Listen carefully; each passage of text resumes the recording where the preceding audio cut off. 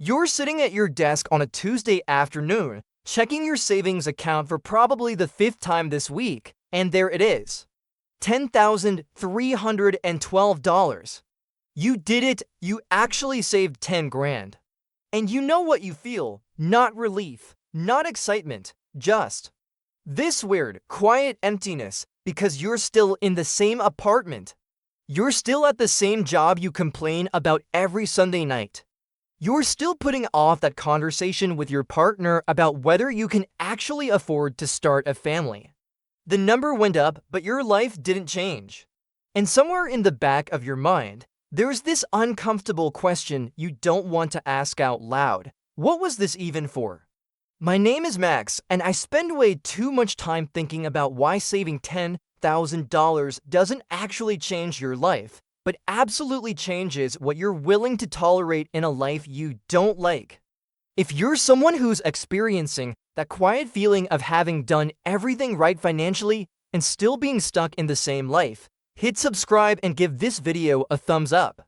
Here's the thing, we've been sold this idea that $10,000 is some kind of magic number.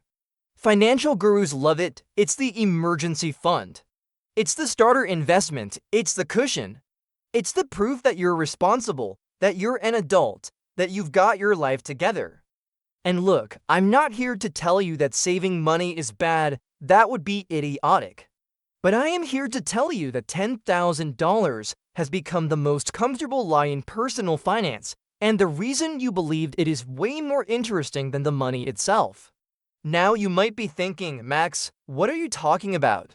$10,000 is a lot of money, and you're right, it is. For 78% of Americans, according to a 2024 Bankrate survey, that's more than they have in savings right now. The median savings account balance in the US is around $3,000. So hitting 10 grand puts you in the top third of savers. That should feel good, right? That should be life-changing.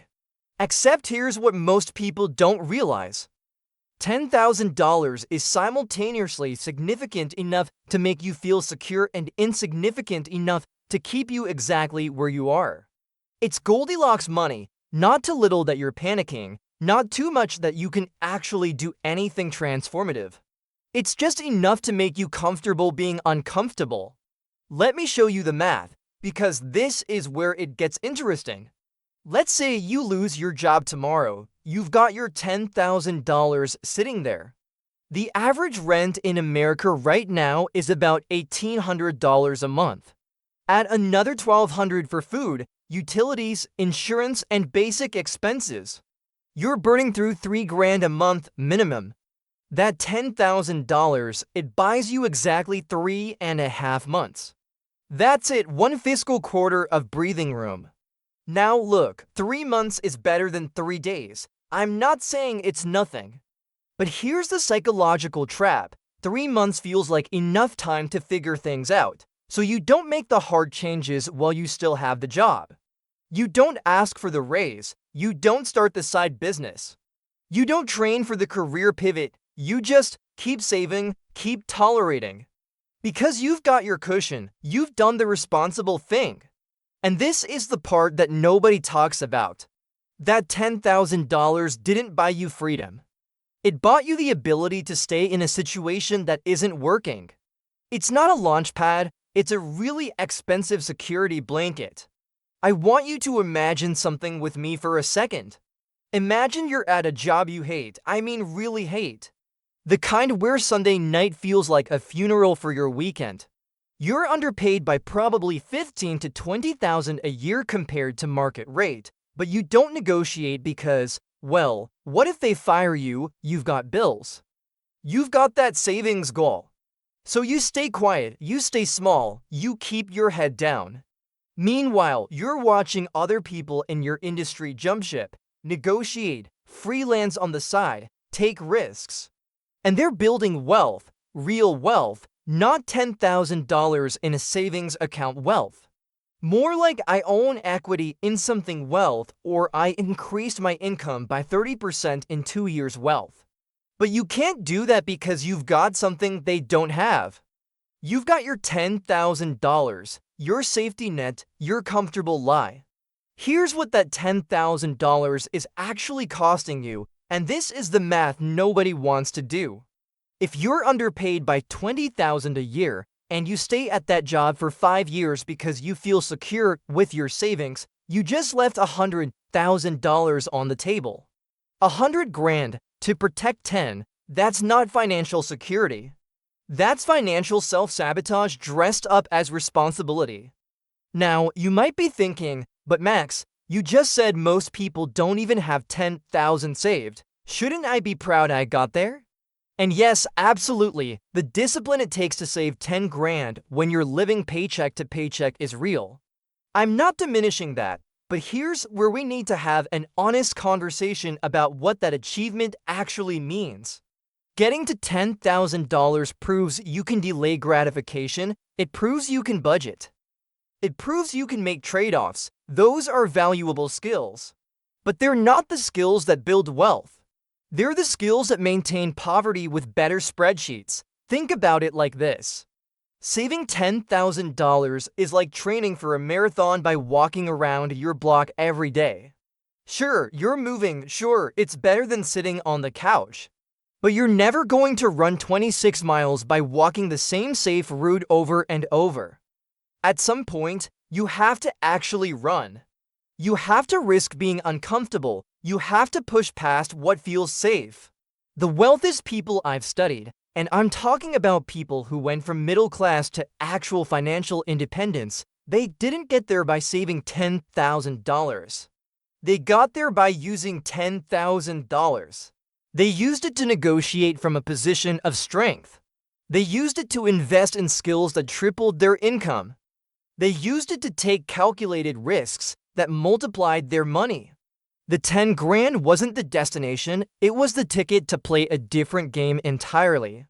But here's the really insidious part, and this is what makes it a lie you believed. You were taught that the goal is the money in the account, the $10,000 screenshot, the fully funded emergency fund, the financial stability. And once you get there, you're supposed to feel different, secure, adult, responsible. Like you've arrived, except you don't feel that way because deep down, you know the truth. $10,000 is about 6 months of median expenses. It's one moderately serious medical emergency if you're underinsured. It's one major car repair and a couple of surprise bills. It's one real crisis away from zero, and you know this, you can feel it. Which is why you're still anxious, still checking the account, still afraid to spend it, still afraid to invest it, still afraid to use it to actually change your circumstances.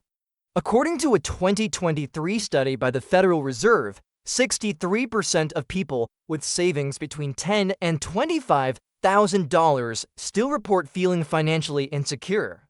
Think about that. You hit the goal everyone told you to hit, and you still don't feel secure. Why? Because the problem was never the amount. The problem is that you're trying to save your way out of a situation that requires you to earn your way out. This is where it gets really uncomfortable, so stay with me. The reason $10,000 became the comfortable lie is because it's aspirational enough to keep you working, but attainable enough that you don't have to fundamentally change anything about your life to get there. You don't have to switch careers. You don't have to negotiate. You don't have to start a business. You don't have to develop high-income skills. You just have to be disciplined and patient.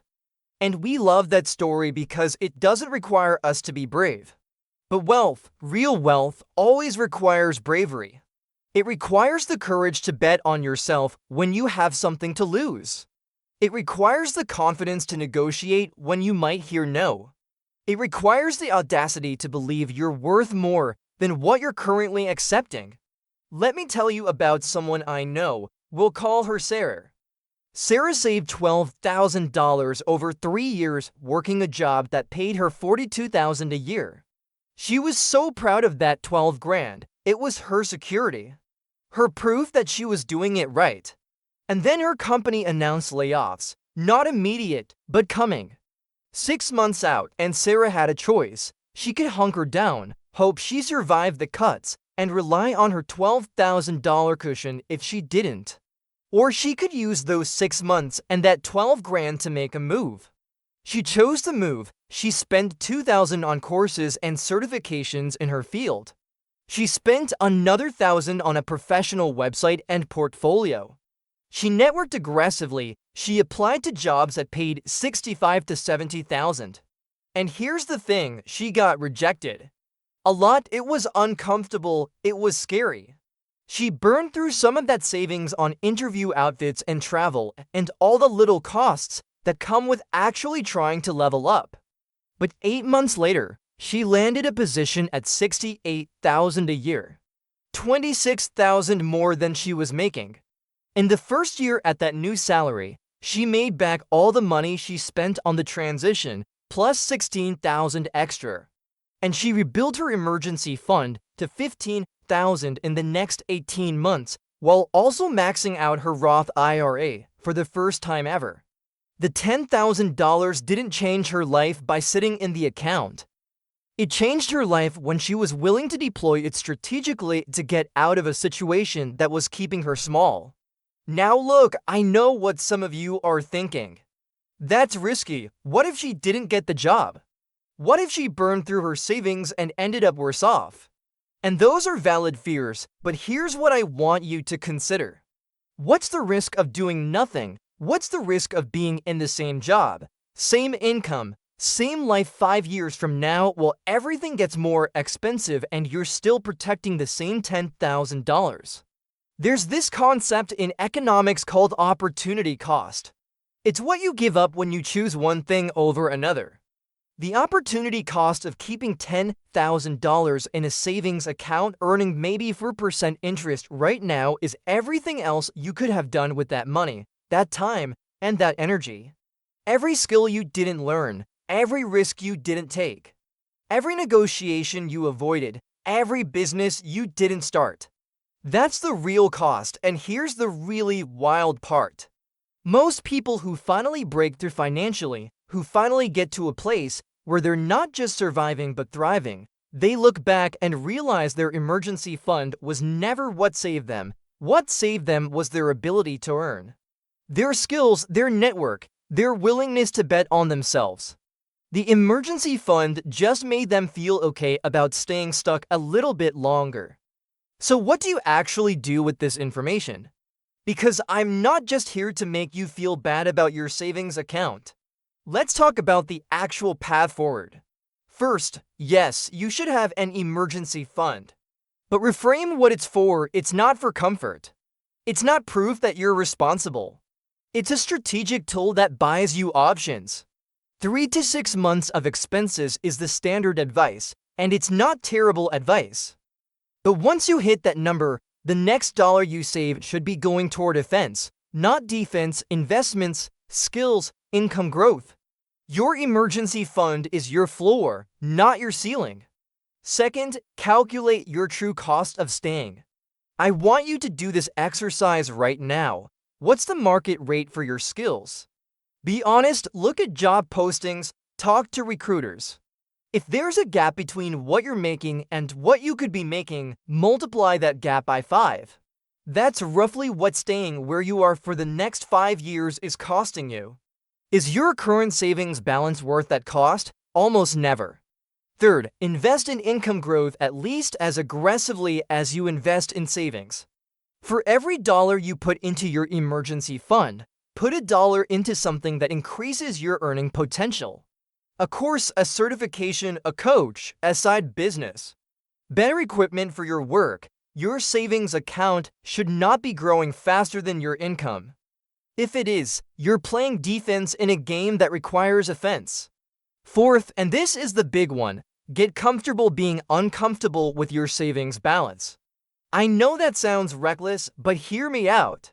If you're constantly comfortable with your savings, you're probably not taking enough intelligent risks. The goal isn't to blow through your money. The goal is to use your money to create more money, more skills, more opportunities. There should be moments where you look at your balance and feel a little nervous because you invested in yourself. That nervousness means you're growing. And finally, redefine what security actually means. Security is not a number in a bank account. Security is your ability to generate income even when circumstances change. Security is having skills that are in demand. Security is having a network that takes your calls. Security is having the confidence to negotiate because you know your worth. Security is having multiple income streams. The money is just a byproduct of actual security. It's not the source. Look, I get it. This whole conversation is uncomfortable. We've been conditioned to believe that the responsible thing, the adult thing, the smart thing is to save and save and save until we feel safe. And that's not wrong, it's just incomplete. Because what they don't tell you is that past a certain point, saving is just another form of hiding. It's staying small because big feels dangerous. It's choosing the guaranteed mediocrity of your current situation over the uncertain possibility of something better. That $10,000 in your account right now, it's not the problem. The problem is believing that reaching that number means you've done enough, that you can relax now. That you've earned the right to stay exactly where you are because at least you're being responsible with money. But you didn't save $10,000 to stay where you are. Whether you realize it or not, you saved it to have the power to leave. To negotiate, to take a chance, to invest in the next version of yourself. The money was never supposed to be the destination. It was always supposed to be the fuel, so here's my challenge to you. Look at your savings account right now. Whatever number is there, I want you to ask yourself one question. What is this money allowing me to tolerate that I wouldn't tolerate if it wasn't there? Is it a job that underpays you, a living situation that makes you miserable? A relationship that's expired, a dream you keep putting off? Be honest. Because the most expensive thing in your financial life isn't your rent or your car payment or even your student loans. It's the years you spend being comfortable enough to avoid change, but uncomfortable enough to never feel free. That's the real cost of the comfortable lie, and that's why you believed it. Because believing it meant you didn't have to do the scary thing. You didn't have to bet on yourself. You didn't have to risk the security you worked so hard to build. But here's what I know about you. You didn't find this video by accident. You didn't watch this far because you're satisfied with where you are. You're here because some part of you knows that the comfortable lie isn't enough anymore. That $10,000 or whatever you've saved, it's not the finish line, it's the starting line. And the race you're actually running isn't about having more money in the account, it's about having more life in your years. So take the money, take the skills you built saving it. Take the discipline and the patience and the ability to delay gratification. And use all of it to do the thing that actually scares you. Apply for the job that feels like a reach. Start the business you've been researching for 2 years. Have the conversation about the raise you deserve. Move to the city that has the opportunities your current town doesn't. Invest in yourself with the same dedication you invested in that savings account. Because at the end of your life, nobody's going to ask how much you had in your emergency fund. They're going to ask if you lived, if you took the chances, if you bet on yourself when it mattered, and I promise you, the answer to that question is worth way more than $10,000. If this resonated with you, hit that subscribe button and check out my video on why your salary is keeping you poor. I'll see you in the next one.